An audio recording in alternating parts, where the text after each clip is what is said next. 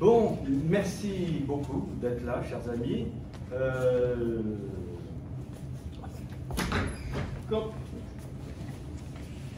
vous en prie.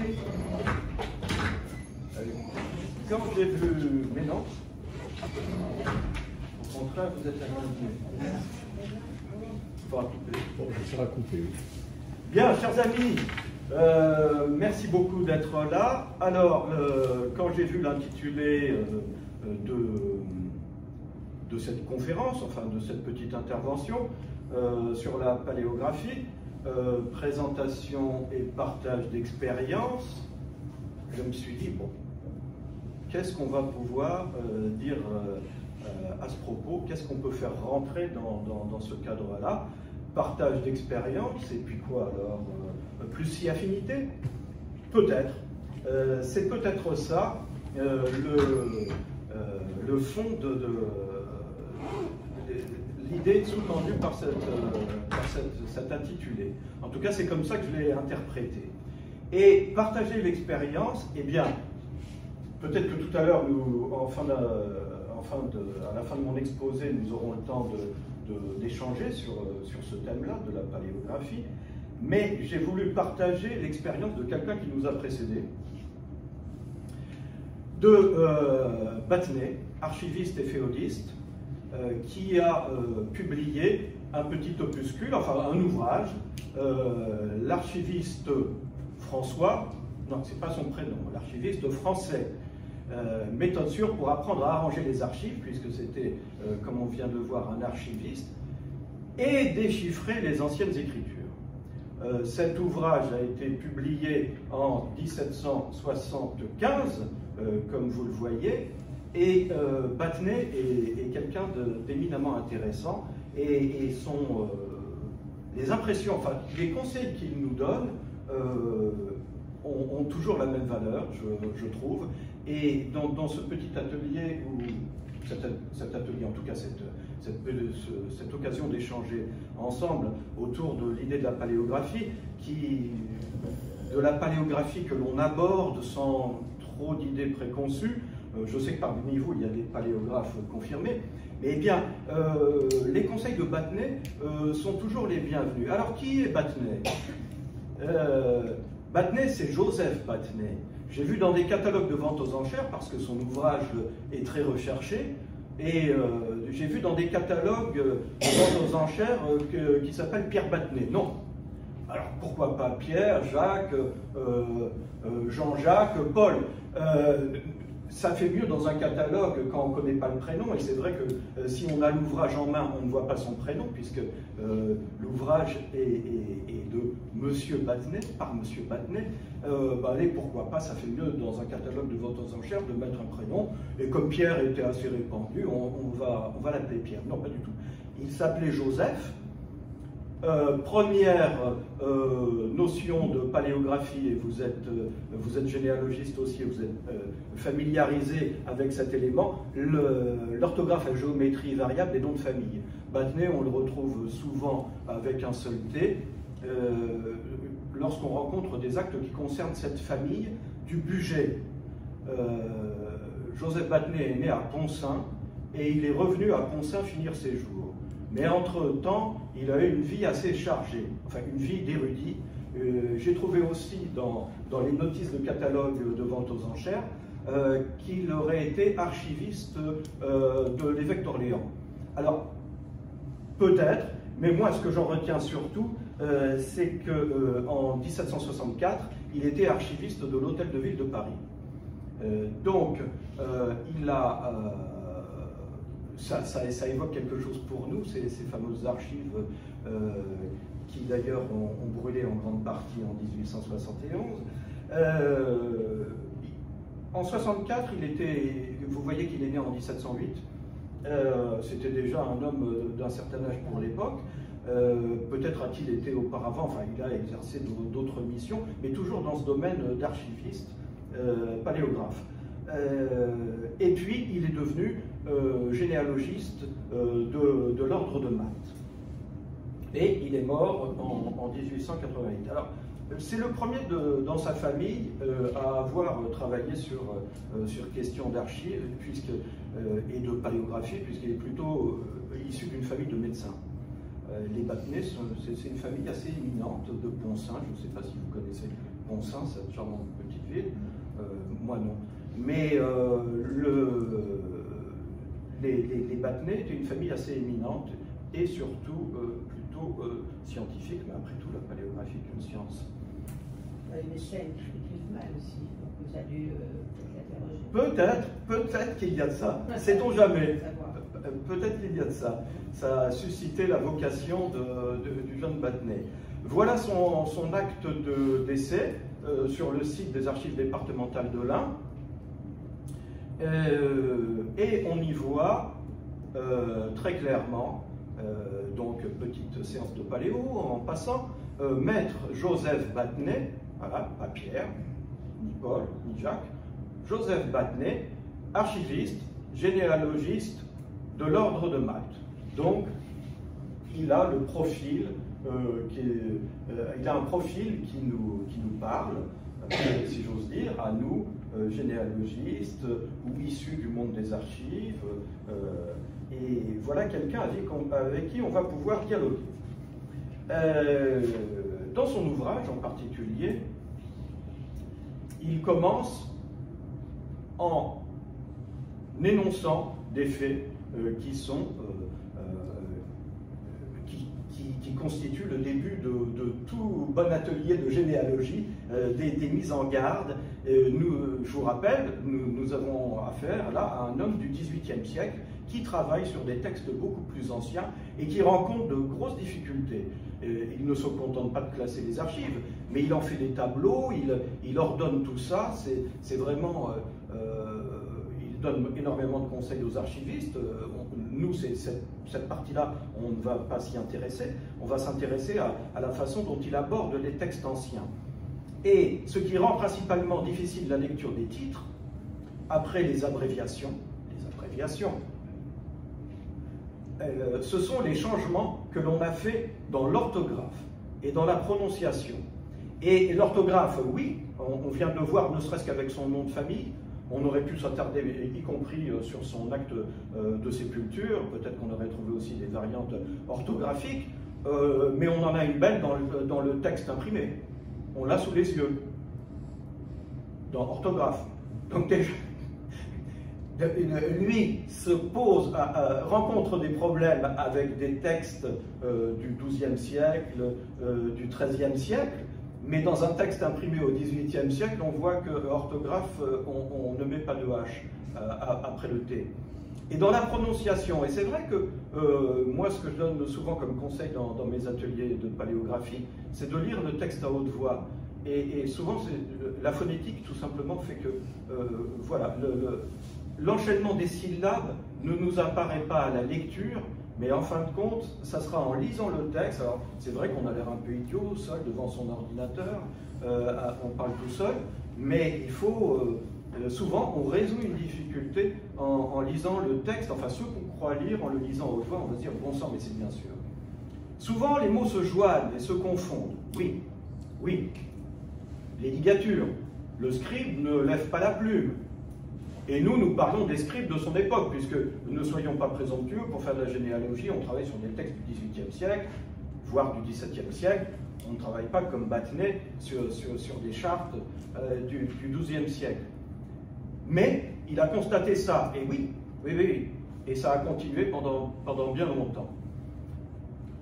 Ou un même mot partagé à la fin d'une ligne recommence la ligne suivante, ça c'est un moindre mal. Il n'y a pas de ponctuation sur les i. Alors, oui, mais il n'y a pas de ponctuation du tout. Il n'y a pas de ponctuation au sens, voilà, il n'y a pas de ponctuation. Et puis c'est vrai qu'on ne met pas les points sur les i. Où vous avez déjà rencontré, quand il y a un y, on met 2 points sur le y. C'est joli, c'est bien. Mais par contre, le i d'à côté, dans le même mot, si ça se trouve, il n'y a pas de point sur le i. Point d'accent, point de virgule, où les points, au lieu de suspendre le sens de chaque phrase, sont placés à la fin de chaque mot. Des solécismes ou des barbarismes dont les titres fourmillent dans les siècles antérieurs au XVIe siècle. Des mots français latinisés et des mots latins francisés. C'est vrai, on rencontre ça aussi. Et ce qu'on peut prendre pour une erreur, ce sont souvent, en fin de compte, des latinismes.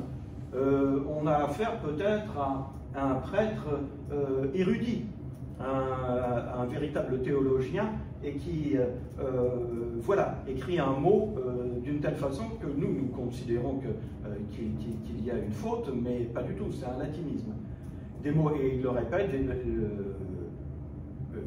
répète la même chose, ou c'est plutôt moi qui répète la même chose, absolument forgé, sans en pouvoir deviner l'étymologie. Une prodigieuse quantité de lettres et de mots superflus, ça aussi, lorsque, comme tout bon paléographe, on essaye de faire du lettre à lettre, quand on déchiffre un mot, eh bien on se rend compte qu'il y a des lettres en surplus. Et ça c'est courant, on le sait parfaitement. Wicht, le C dans 8, j'en passe et des meilleurs, mais vous avez certainement beaucoup d'exemples à l'esprit, et on sait très bien que l'accent circonflexe, c'est le S qu'on a supprimé, dans Forest, dans Hostel, etc. Présente à notre imagination un sens contraire au véritable. Oui, effectivement. Alors, on va... c'est un peu long ces citations, mais je trouve que c'est vraiment emblématique et ça nous montre l'état d'esprit dans lequel est écrit Battenet au moment où il fait son petit son ouvrage. Et il nous dit, bon, bref, l'archiviste en copiant ces livres doit avoir attention de bien copier leur ancienne orthographe pour ne point dénaturer les originaux. Et ça, c'est une règle fondamentale de la paléographie. Lorsqu'on va transcrire, on respecte l'orthographe, on développe les abréviations, quitte à mettre des notes en bas de page pour éclairer le lecteur sur le sens de ce qu'on vient de transcrire. Mais la règle fondamentale, oui, on prend la liberté de rétablir la ponctuation dans une transcription. On prend la liberté de mettre des majuscules au bon endroit. Et vous avez constaté, ne serait-ce que dans des registres paroissiaux, que la majuscule vient en plein milieu de la phrase, et puis les noms de famille commencent par une minuscule. Les règles ne sont pas les mêmes. Donc oui, en transcrivant, on peut prendre la liberté de rétablir ces majuscules et cette ponctuation. En revanche, on respecte l'orthographe des mots. Et il faut que dans la même copie, on retrouve ce vernis précieux de l'Antiquité. Et dans son ouvrage, que vous pourrez télécharger, on le trouve sur Google, il y a un dictionnaire praticien gothique ou du bas gallicisme.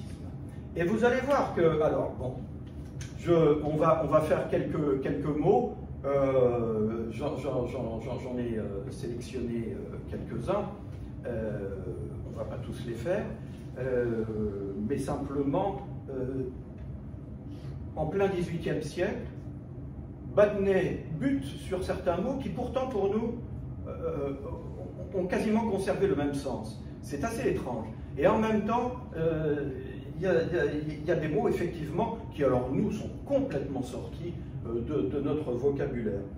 Bon, lui a retenu par exemple, là on le voit, egg pour eau, mais c'est egg morte.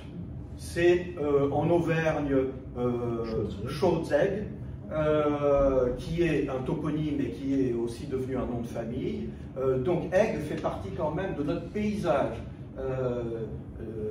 Il existe toujours. Un peu plus bas dans la page, vous avez appel, APE.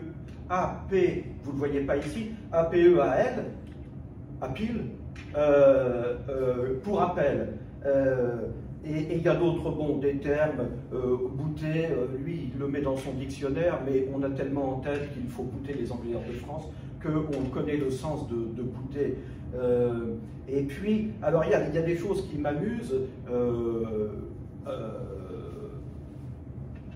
mais voilà, c'est un peu bienvenue chez les ch'tis. Capon pour chapon. C'est-à-dire qu'il rencontre ça à l'époque, mais c'est toujours valable. Hein. On se rappelle d'une tirade de Danny Boone à propos des chiens et des quiens. Et là, il le met. Chapon, il l'a trouvé sous la forme de capon. Ça, CCDA, ça, chat. Mais ça, je crois qu'on le chat, on le dit aussi encore de nos jours. Il souligne que encombre, ça signifie empêchement, mais en fin de compte, ça a gardé à peu près le même sens. Sans encombre, on a fait, bon, voilà. Alors, je reviens dans le Nord, hein, excusez-moi, je ne sais pas s'il y a des personnes qui sont originaires du Nord ou de la Picardie, mais en tout cas, lui, il s'étonne du mot marronne. Mais le mot marronne est assez connu dans le Nord, qui signifie culotte, les culottes. Et il donne pour exemple, je dois mes marronnes à mon valet. Donc je donne mes culottes à mon valet. Les valets au sens valet du chevalier. Voilà, bon, je vais pas faire tout le débat, mais j'adore ce dictionnaire. Il est vraiment intéressant. J'en avais retenu beaucoup d'autres. Bon, encore une déformation. Il a dû travailler sur des chartes qui venaient du Nord, parce que quemin pour dire chemin, là, bon, on le sait, voilà, Cateau-Cambrésis, c'est château à l'origine, hein, nous le savons très bien. Et puis enfin, un mot qui encore est passé du français à l'anglais, riot, pour querelle, et c'est riot, qui signifie plutôt une émeute aujourd'hui. Il fait quelques remarques sur les abréviations. Et là aussi, je voudrais vous le soumettre. On ne doute point non plus que les abréviations ne fassent la plus grande difficulté de la lecture des écritures anciennes. Il le dit au XVIIIe siècle, mais nous, en travaillant sur certaines archives notariales du XVIIIe siècle, justement, nous, gens du XXIe siècle, généalogistes, archivistes, chercheurs, nous butons aussi sur ces mêmes difficultés que lui-même rencontrait. Et que la connaissance de ces abréviations ne soit très nécessaire pour les bien déchiffrer. Oui, c'est vrai. Et d'ailleurs, c'est utile d'avoir un manuel de paléographie sous la main pour essayer de se les remettre à l'esprit. Mais c'est aussi très utile surtout de pratiquer. C'est un travail perpétuel, puisque les difficultés que nous rencontrons, nous, en paléographie, c'est précisément parce qu'à l'époque, les textes sur lesquels nous travaillons, eh bien, c'est une époque où l'écriture se personnalise, ce qu'elle n'était pas du tout quelques siècles auparavant, où elle était l'apanage des calligraphes et où, à la limite, l'écriture était beaucoup plus lisible. Là, chacun a sa façon d'écrire, et on le voit d'un curé à un autre pour une même paroisse, d'un vicaire au curé, etc. Et on voit la différence, et il y a certaines pages du registre qui seront plus faciles à lire. Et chez les notaires, on va rencontrer des abréviations, effectivement. Alors, il a bien raison. Ce qu'il oublie de dire, c'est qu'on peut suivre aussi l'atelier paléographique aux archives départementales des Yvelines le mardi après-midi. C'est aussi une solution. Vous savez que vous ne pouvez pas vous inscrire pour cette année, mais les inscriptions seront bientôt ouvertes pour l'année prochaine. Et il ajoute un petit mot pour expliquer qu'il ne travaille pas pour les experts, et ça, je trouve ça éminemment aussi important. Il a cette petite phrase, bon, je vais pas passer mon temps penché sur mes notes, il a cette petite phrase pour dire que, bien sûr, qu'il y a des gens très qualifiés qui n'ont pas besoin de son ouvrage pour se débrouiller à lire les titres anciens. Mais qu'au contraire, il a vocation à essayer de partager son expérience, partage d'expérience avec le public. Et ça aussi, ça nous parle. Cet homme du XVIIIe siècle, eh ben, je crois qu'en 2021, il nous fait écho. Les abréviations, vous les connaissez, ne serait-ce que dans une table décennale du XIXe siècle, on les rencontre. Elles se basent parfois sur eh bien, un sens qui est compris dans le mot. Par exemple, ces fameuses abréviations qu'on rencontre toujours dans les dates, c'est tout simplement, elles sont tirées du sens du mot lui-même, c'est-à-dire septembre, c'est septem. Septem, c'est en latin. d'où septembre pour gagner de la place, etc. Octo, 8 en latin, voilà. Alors, je crois que vous êtes tous suffisamment confirmés pour ne pas tomber dans ce piège que rencontrent les néophytes, de se dire, mais le 8e mois de l'année, dans le calendrier grégorien, c'est août. Donc, voilà.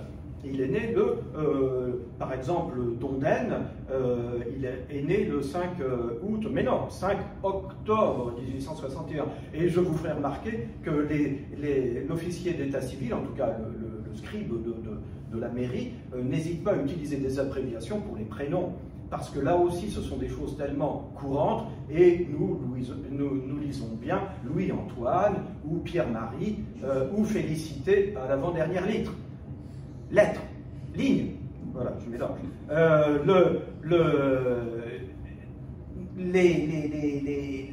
L'abréviation, en fin de compte, il faut qu'on se remette dans le contexte, et c'est pour ça que les abréviations, nous allons les comprendre. Le chrisme qui donne l'origine aussi d'une abréviation assez récurrente, enfin régulière. Le chrisme, donc, qui symbolise les deux premières lettres de Christ. Ce X, eh bien, rentre dans l'abréviation d'un prénom que vous avez lu. L'abréviation qui découle de chrisme, c'est le prénom Christophe. Voilà. Que l'on retrouve dans des actes comme par exemple cet acte du XVIIIe siècle, où on lit à la 3e ligne Louis Vigneron, fils de Christophe Vigneron. Je pense que vous voyez assez bien à l'écran. Voilà. Donc tout est affaire de contexte, mais il faut savoir aussi d'où part l'abréviation, comment elle trouve naissance. Après, il y a des abréviations. Là, je fais ce qu'il ne faut pas faire, c'est-à-dire que j'ai extrait des mots de leur contexte. Or, c'est le contexte qui nous guide la plupart du temps. Bon, on devinera qu'il s'agit de noble, une abréviation par suspension. On a ensuite une abréviation par contraction, et on devine damoiselle. La troisième, peut-être qu'on la devine pas aussi bien. Alors, le scribe nous a signalé par le tilde l'abréviation par contraction. Il a mis les 2 premières lettres du mot, et il a mis les 3 dernières lettres, non, il a mis les 4 premières lettres du mot tel qu'il l'écrit lui. Nous ne l'écrivons plus comme ça aujourd'hui, donc toujours le piège de l'orthographe, et il a mis les 2 dernières lettres. Quelqu'un a trouvé? Déposition, exactement. Voilà, c'est un texte à caractère, voilà, et dans le contexte, on l'aurait compris. Là, extrait, il faut faire un gros effort pour se dire, voilà, mais une fois qu'on a bien identifié les lettres, on trouve le sens du mot. Mais après tout, quand on est sur l'autoroute, et qu'on va sortir de l'autoroute, et qu'on n'est pas des environs de Bayonne, est-ce qu'on arrive à savoir si j'ai préparé mon itinéraire, je sais où je vais, enfin je crois savoir où je vais, et je vais deviner que c'est Saint Vincent. Mais voilà, l'erreur est possible. Donc, tout est affaire de contexte, et tout est affaire aussi de me remettre dans le contexte, de replacer le texte dans le contexte. Et là, à ce moment-là, il suffirait que je m'imprègne un peu des noms de localités de la région. Après, il y a Saint-Géour, je ne sais pas si on prononce le S. Saint-Jour. Saint-Jour. Saint-Jour. Saint-Jour de la Reine. Voilà. Donc, encore une abréviation qui, en fin de compte, sort, voilà, qui peut... moi, je suis parti des ch'tis avec les marronnes, et j'arrive dans la région de Bayonne, mais voilà ce que l'esprit dans lequel nous travaillons sur nos textes. Et en fin de compte, c'est ça, la paléographie, je dirais, le message, c'est n'ayez pas peur. On doit, je sais que bon, parmi vous, il y en a qui sont d'excellents paléographes, mais le message à faire passer à nos amis, c'est de toute façon, voilà, ce texte, la première fois qu'on le regarde, non, on ne va rien en tirer. Mais si. Alors, effectivement, les problèmes qu'on va rencontrer, est-ce que c'est parce qu'un texte est plus ancien comme celui-là, texte du XVIe siècle, de 1500 et quelques, je ne sais plus exactement, ou en fin de compte, une fois qu'on a identifié la forme des lettres, mine de rien, les lignes sont respectées et les mots sont séparés, ou alors un texte du siècle suivant, dans un répertoire de notaire, où en fin de compte, là, eh bien, les mots, il y a pratiquement, ils ne lèvent pas la plume, il y a des ligatures qu'il faut vraiment identifier. C'est ça, on parlait de la façon de lier les mots, de les séparer pour après les comprendre. Alors, identifier les lettres, identifier les abréviations, on a les signes conventionnels, qui s'appellent les notes tyroliennes, mais aussi, surtout, voilà, je ne sais pas si en fin de compte un texte du XVIIe siècle comme celui-là est plus facile à lire qu'un texte qui a 60 ans de moins, un texte du XVIe, qui, une fois qu'on a identifié la façon de faire ces lettres à attaque fractionnée comme le D hein, ou le A, mais une fois qu'on les a repérés, eh bien ma foi, c'est peut-être, mine de rien, c'est peut-être plus simple. C'est pour ça j'ai toujours, enfin je bute un peu sur cette idée de dire un texte plus ou moins ancien est difficile. Plus il est ancien, plus il est difficile. Je ne suis pas tout à fait d'accord avec ça, et on a tous été confrontés avec des textes de la période de la Révolution, quand le personnel des municipalités, eh bien, ce sont parfois des gens qui n'ont pas toute cette culture, qui n'ont pas appris à écrire, et le texte est mal écrit, truffé de fautes d'orthographe. En fin de compte, un texte de l'an 2 ou de l'an 3 est souvent plus difficile à lire, pardon, qu'un texte du XVIe siècle. Donc, allons-y en toute confiance, et puis on a des outils qui sont gratuits, qui sont à notre disposition. Je ne sais pas si vous connaissez le portail France Archives, mais sur le portail France Archives, il y a un chemin à suivre, il est indiqué dans la barre en dessous du champ de recherche. La barre, on part de la page d'accueil de France Archives, on va dans Rechercher, ensuite on déroule, on a des recherches thématiques, et les recherches thématiques, on a un onglet paléographie.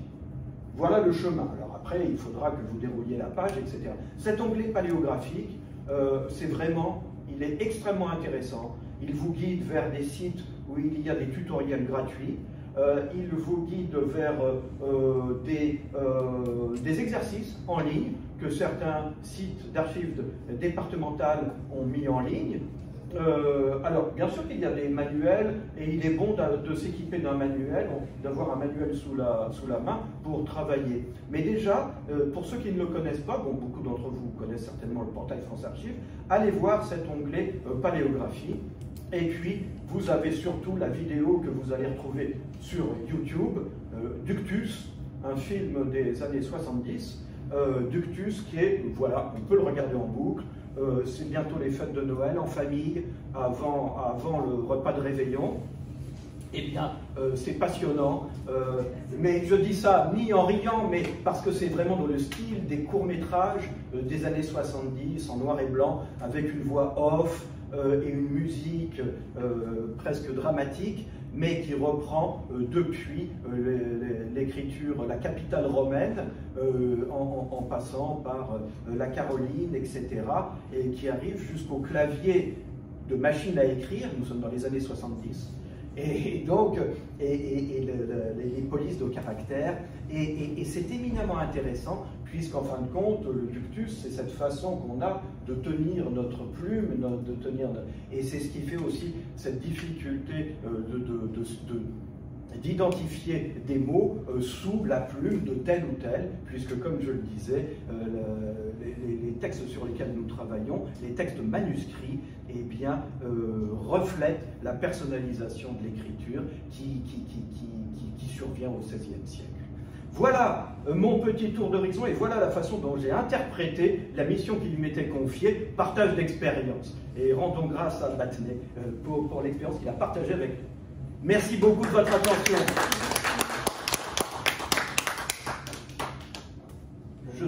Je ne sais pas si on a le temps pour des questions ou pour débat. On a un petit quart d'heure de questions. D'accord. Alors, sur la paléo ou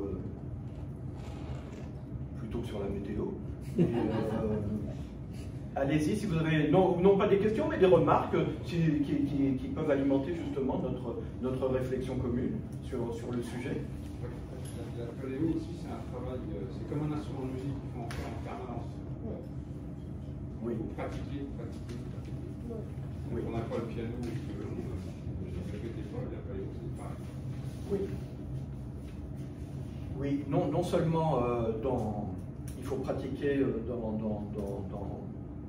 le ton long, je dirais, mais même sur un texte, sur un document donné, on veut tirer parti d'un acte, d'une sentence, ou que sais-je, un texte relativement court, eh bien, il est utile de feuilleter ce même registre, de regarder les autres pages, de repérer les tics d'écriture de celui qui tenait. Bien sûr, c'est tel texte qui nous intéresse, mais dans le même registre, qu'on consulte peut-être sur Internet d'ailleurs, eh bien, il y a d'autres pages qui ont été écrites par la même personne, en utilisant la même plume, et surtout en ayant les mêmes tics d'écriture.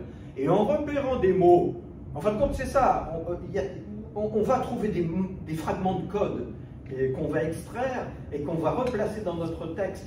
On va reconnaître des mots parce que ce sont des mots plus faciles, qui ne font pas appel à des notions anciennes. Et voilà.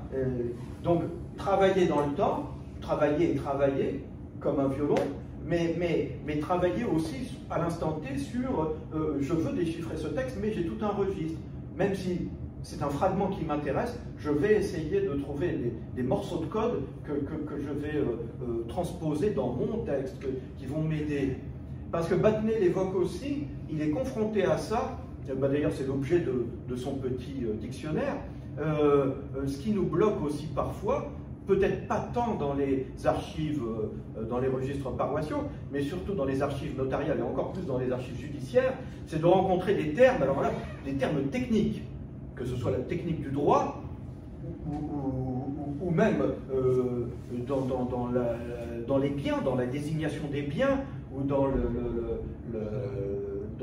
des usages, et des usages locaux, absolument. Pardon? Des mots qui sont différents. Des mots qui sont complètement sortis de notre usage, et dont nous ne connaissions pas l'existence et dont nous ignorons le sens. Et là, donc mission numéro 1, se dire oui, si, j'ai bien identifié toutes les lettres. Maintenant, je les mets bout à bout, qu'est-ce que ça veut dire? Alors là, c'est une autre étape. C'est plus de transcrire, c'est bien essayer de comprendre. Essayer de comprendre. Et là, on a des outils, ne serait-ce que le dictionnaire des institutions de Marcel Marion, ou voir le projet de l'encyclopédie de l'Académie, qui est en ligne sur un site que vous connaissez peut-être. Oui, Claire. Mais moi, le problème, on analyse les minutes au minutier central. Et pour moi, les plus grosses difficultés, c'est les patronymes. Les patronymes, arriver à bien orthographier. Être certain que ce nom... et des lieux qui n'existent plus. Absolument. Et alors là, même si on a reconnu... enfin bon, c'est ce que je trouve le plus difficile. Alors les patronymes, on peut s'en sortir quand les gens ont signé à la fin d'un acte. Là, parfois, plusieurs fois, ça nous a aidé à débloquer l'identification. Voilà. Absolument. Mais les lieux, c'est encore autre chose. Absolument. Voilà, c'est les deux grosses difficultés. Mais c'est la difficulté majeure, surtout pour nous, généalogistes. Il ne s'agit pas de savoir qu'est-ce que ça veut dire. Alors pour les lieux, vous avez les dictionnaires topographiques qui sont des outils qui ont été faits souvent par les archivistes et qui donnent parfois des localités qui ont disparu. Pour la Seine-et-Oise, vous en avez un, mais pour d'autres, chaque département. Alors parfois, il y en a qui sont en ligne sur Gallica. Oui, on cherche, de toute façon, on cherche, on voilà. s'aide sur Internet. Et c'est vrai que c'est un bon outil, soit qu'il date de la fin du 19e, soit des années 1920, mais ces dictionnaires de toponymes, effectivement, c'est éminemment intéressant. Mais c'est vrai ce que Claire nous disait à propos des noms de famille. Là, c'est le plus gros problème, d'autant plus qu'ils sont à géométrie variable. Et là, c'est fondamental. Est-ce que, surtout si je fais une indexation derrière, est-ce que je me suis trompé? Et raison de plus pour identifier le stock de lettres utilisées par le scribe et d'identifier dans des mots bien connus, dans des verbes, dans des noms communs, d'identifier les lettres, de voir comment il trace le T, comment il fait son T, comment il fait... Et encore, dans un même mot, selon que la lettre est au milieu de mots, on le sait tous très bien, ou qu'elle est à la fin du mot, le tracé est totalement différent. Eh bien, ça sera comme ça qu'on arrivera à se dire, bon, bah, ce nom de famille, c'est forcément ça. Voilà. Et quand je dis forcément, je suis vraiment optimiste parce que souvent on a parce un qu'en doute. plus, il est coupé, il n'est pas coupé, le séparé de machin. Enfin, bon, Mais oui. Dans la même minute, on a des orthographes. Mais là, je me suis pas appesanti sur Battenet, sur rien que dans son acte de sépulture, puisqu'il y a un membre de sa famille, je crois un neveu, qui est témoin. Dans l'acte de sépulture, il est écrit NEY. Oui, tu as 3 orthographes différentes. Et autrement NAY, il y a 3 orthographes différentes. Voilà. Et Battenet, qui avait dû donner son bon à tirer pour l'ouvrage qu'il avait fait imprimer, j'ose espérer qu'il avait relu son ouvrage quand même, venant d'un érudit comme lui, eh bien, s'il l'a fait orthographier en page de garde son nom avec 2 T, c'est que lui l'écrivait avec 2 T. Et donc, d'où l'utilité des signatures, effectivement, qui tranche la question, même si le curé a décidé de l'orthographier différemment. D'ailleurs, ce qui pose des problèmes parfois au niveau de l'indexation, parce que vous avez un même nom, disons, par exemple, moi je travaille sur un faucon, FAUCONT, mais en fait il s'est écrit CON. Et alors le souci pour ce personnage qui est né en 1727, j'ai la date précise de naissance, et le prénom a changé. On est dans le Limousin, donc j'ai demandé au Cercle généalogique de Corrèze de me donner une explication. C'est des pratiques et des courants, c'est-à-dire que sur le baptême, il a le nom du parrain, mais il change de prénom après dans la pratique courante. Oui. Un prénom d'usage qui ne correspond pas à l'ordre des prénoms. On est au 18e. Oui. Non, mais même, vous parlez de la Corrèze, bon, moi, quand on descend la Corrèze, on arrive en Gironde. Donc, le tiers des Girondins sont souvent des Corréziens. Alors, le principe des prénoms, mais jusqu'au XXe siècle, jusqu'en 1930, vous avez un prénom dit d'état civil et vous avez votre prénom d'usage. Et même moi, je me suis perdu parce que je ne les connaissais pas tous, mes ancêtres, mais au XIXe siècle, c'est très embêtant pour souvent les actes de décès, dès lors qu'au XIXe siècle, ça commence à bouger, c'est-à-dire qu'on ne meurt plus dans le village où on est né. Donc, tout de suite, des erreurs énormes se produisent. Oui, on peut se tromper d'individu qui est de la même famille, vraisemblablement, mais qui a un cousin, et c'est pas le personnage que l'on recherche. C'est pas le personnage. Les témoins disent oui, c'est son prénom, mais bon. Mais oui, parce que c'est devenu le prénom d'usage, et effectivement, oui. Alors, il y a un sujet qui est assez peu étudié, parce que j'en ai parlé là. C'est très bien de parler de France Archives, du portail, et notamment du Caran, de ceux qui font des paléographes et qui ont fait les différentes régions de France. Alors, un des pires coins, c'est Bordeaux, XVIe siècle, puisqu'on parle le gascon, donc dans un pays de limite de pays d'oïl. Et Bordeaux devient, après la guerre de 100 ans, devient un parlement. À Bordeaux, il y a un parlement, donc le français. Oui. Mais évidemment, c'est pas maîtrisé. Alors, c'est normal, ça patauge un peu. Et on fait énormément de contresens. D'abord sur, on transcrit, on traduit, on fait... Puis après, il faut faire un commentaire parce que on va passer du gascon au français. Et les mots n'ont pas le même sens en français ou en gascon. Oui. Et le drame qu'on a, c'est qu'il n'y a pas d'études, on n'étudie pas le gascon. Le centre de gravité, c'est Toulouse, Narbonne, Montpellier, et donc c'est l'occitan. Et autrement dit, vous faites énormément de contresens, parce que l'occitan et le gascon, évidemment, vu de loin, c'est vrai. Alors, il y a quelques spécialistes aux archives nationales qui savent distinguer les deux. Et on a comme pivot l'effort du Béarn, c'est-à-dire un texte juridique du Béarn, c'est bien connu, hein, le Béarn a des franchises très, très anciennes. Et quand on regarde ce texte et qu'on regarde le texte à Toulouse, Pau-Toulouse, c'est pas très loin, c'est pas les mêmes. Ni les mots, ni le sens. D'accord. Sans compter la monnaie. Ça. Mais on arrive à reconstituer justement en s'appuyant sur le sens de l'un. Voilà, donc j'en ai fait comme ça les travaux, j'ai consulté à chaque fois certaines personnes pour essayer de savoir. Et donc on fait une transcription, on fait une traduction, et puis après on fait le commentaire qui est aussi long pour essayer de dire attention, tel mot, telle phrase, ça veut dire ça, etc. Oui, et ça peut être assez long. Oui, oui, c'est pas le sens c'est un peu difficile. Alors qu'effectivement, dès qu'on est au nord de la Loire, tous les textes, c'est beaucoup plus facile. Oui, globalement. Oui. Globalement, c'est plus facile. Oui, oui. Pas toujours dans l'Est. Hein? Pas toujours dans l'Est. Ouais. L'Est, ça se complique. Ah bah après, oui, je sais pas. Un petit peu, parce que... Mais là, je connais pas. Là. Il y a quand même des textes de paléographie qui sont extrêmement difficiles. J'avais un professeur de paléographie aux Archives nationales qui me disait que sur des textes de je ne sais plus quelle langue et je ne sais plus quelle période, il y avait 2 personnes dans le monde qui étaient capables de les lire. Dont un spécialiste américain.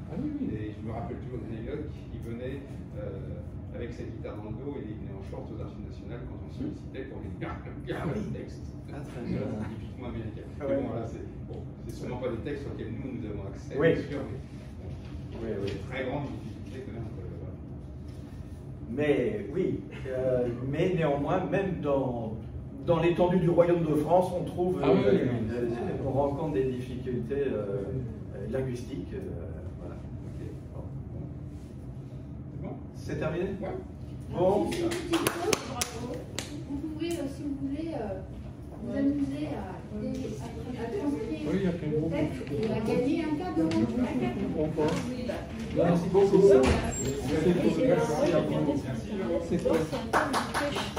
Ah bah oui, c'est une